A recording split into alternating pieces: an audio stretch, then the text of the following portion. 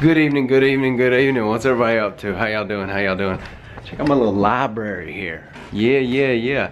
I had cleaned it out a little bit. And these, you know, I'm not the guy who keeps books. Like, I love books. And I'm kind of switching over to the whole Kindle thing. I buy a lot of Kindle books, mainly because some of them are even cheaper than it's the same damn book. So I mean, I don't mind reading a Kindle, and I just read those books when I'm on flights or whatever. But I'm gonna tell you some of my favorite books, some of the books that have changed my life.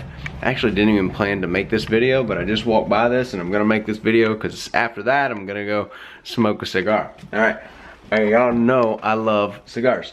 So, my favorite books, let's start on the level of like books that changed me as a person, okay?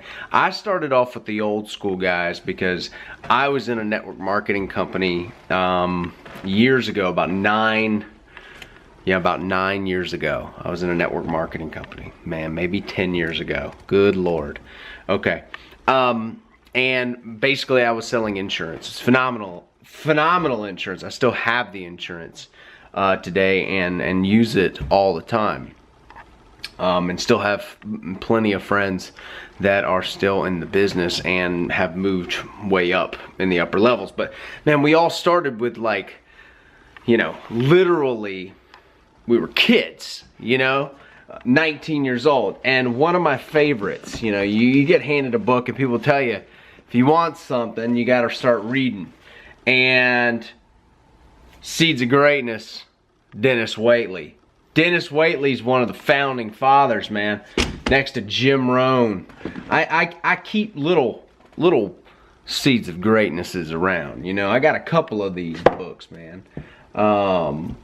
Seeds of Greatness is one of my favorites. Where is that other one? Ooh, here is a doozy.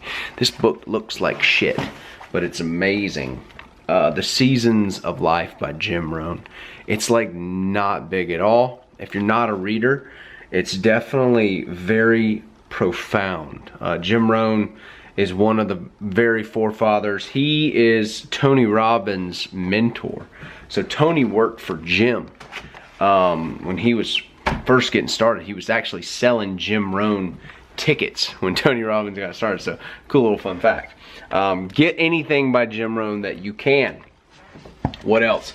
Oh, The Science of Success. Another one that's basically started off as The Science of Getting Rich by Wallace Wattles. This book was written in about, I know it looks new. This is the new version. I have an old version.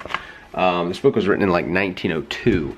Wallace Wattles like came before even Napoleon Hill, Think and Grow Rich, and this is like the first secret. This is basically the first book that really goes into depth about you manifesting what you focus on and what you think about the most, down to your feelings, your emotions, and how you can frame supposed problems as opportunities instead of this vortex spiral of negativity that you go down into, and then it starts a self-fulfilling prophecy. So Wallace Wattles does it a lot better than I do as far as his elegant way of talking. But that book changed the game. So we're on 3 right now. Okay.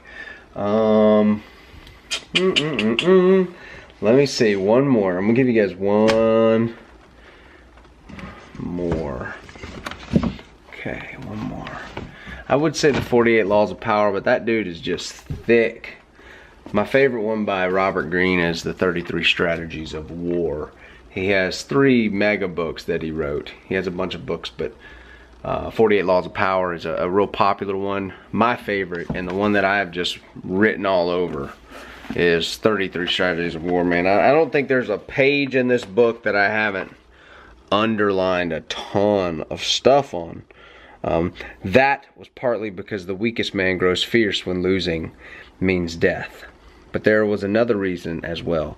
They had the chance to join the Carthaginian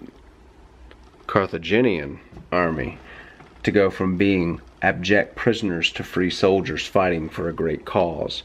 The defeat of the hated Romans. Man, this thing is like packed full of real life examples. Understand, morale is contagious, and you as a leader set the tone. Ask for sacrifices you won't make yourself, doing everything through assistance, and your troops grow lethargic and resentful. Man, it's like history shows us so much, you know? It's almost like if you could just study history, you can just not make a lot of the mistakes that the people have made. This is probably the final one for me. I'm gonna leave you guys with this one, The Slight Edge by Jeff Olson, man. This was like the book that they gave us whenever we got started in network marketing. It has nothing to really do with network marketing at all. You know, old pyramid scheme, you know what I mean? Old pyramid scheme. That's what everybody says. It's funny, everybody who works at like a job and their boss is like, you know, pounding down on them all the time and they hate their life. That's a pyramid scheme, because there's the guy at the top and you're not there. So the funny thing is, man, is that I recommend anyone who, you know, can find a product that they believe in and is willing to really, you know, willing to work. That's something I stand for, is hard work.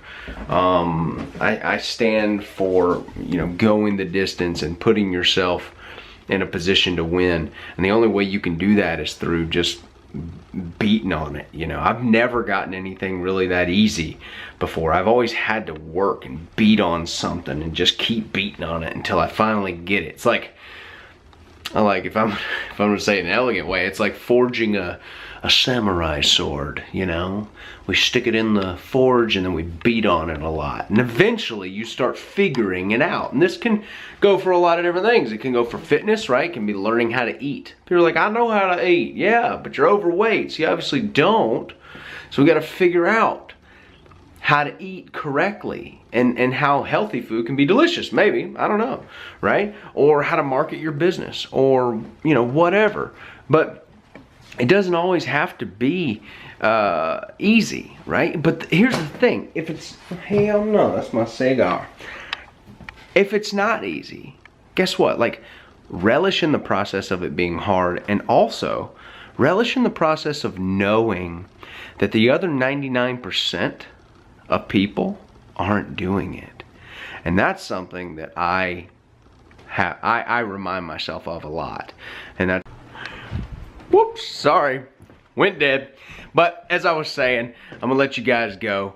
That's something that helps me get through it, you know. And if you're ever, you know, kind of down about trying to learn a new thing, right? It's look, learning how to do a certain trade, eventually you figure it out, you know, like pressure washing, window cleaning, whatever. Like, it's not that hard to squeeze you a window.